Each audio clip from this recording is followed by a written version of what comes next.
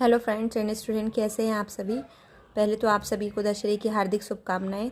तो आज का जो हमारा टॉपिक है वो है प्रतिरोध ताप गुणांक। जैसे आपने सुना होगा कि कोई भी कंडक्टर है, कंडक्टर का अगर आप ताप बढ़ाते हैं तो रेसिस्टेंस क्या होता है, बढ़ता है। ताप को बढ़ाते हैं तो रेसिस्टेंस बढ़ता है। अब यहाँ पर आपने एक जो प्रतिरोध ताप गुणांक है ये इन्हीं के डिफरेंस के कारण आता है। यानी मान लीजिए आपने T1 डिग्री सेल्सियस पर R1 किसी का प्रतिरोध हो गया तो T2 पर R2 हो जाएगा। तो ये इनके चेंजेस के कारण किसकी वैल्यू पर इफेक्ट पड़ता है, प्रतिरोध ताप गुणांक की वैल्यू आती है।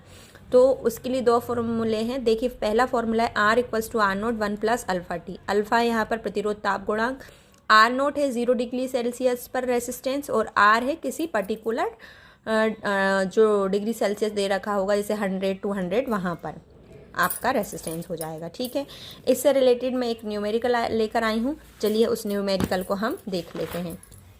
न्यूमेरिकल क्या है? न्यूमेरिकल है आपका 100 डिग्री सेल्सियस पर एक बल्ब के तार का प्रतिरोध 100 ओम है। यानी ये 100 डिग्री सेल्सियस पर 100 ओम दे रखा है और ये जो दे रखा है वो अल्फा की वैल्यू दे रखी है। तो आपको बताना है 200 ओम पर इसका किस ताप पर ये 200 ओम इसका रेसिस्टेंस हो जाएगा। ठीक है, आई होप आपको क्वेश्चन समझ में आया होगा। 100 डिग्री सेल्सियस पर 100 ओम है इसका रेसिस्टेंस और तब प्रतिरोध ताप गुणांक कितना है, 0.005 डिग्री सेल्सियस। तो किस ताप पर इसका प्रतिरोध 200 ओम हो जाएगा। तो देखिए, मैंने फर्स्ट वाले फॉर्मूले को यूज़ किया है। आर आपको दे रखा था 100, R0 हमें 0 डिग्री सेल्सियस पर नहीं दे रखा था। 1 + αT दे रखा था 100। इन सबको सॉल्व करा तो R0 की वैल्यू निकली 1000/15। ठीक है, अब RT आपको दे रखा है कितना, 200। R0 आपको निकाल लिया है, 1 + α भी दे रखा है, T आपको निकालना है। यहाँ मैंने इसकी वैल्यू पुटिंग कर दी है। अब देखिए, 20 से 20 कैंसिल कर दिए हैं मैंने।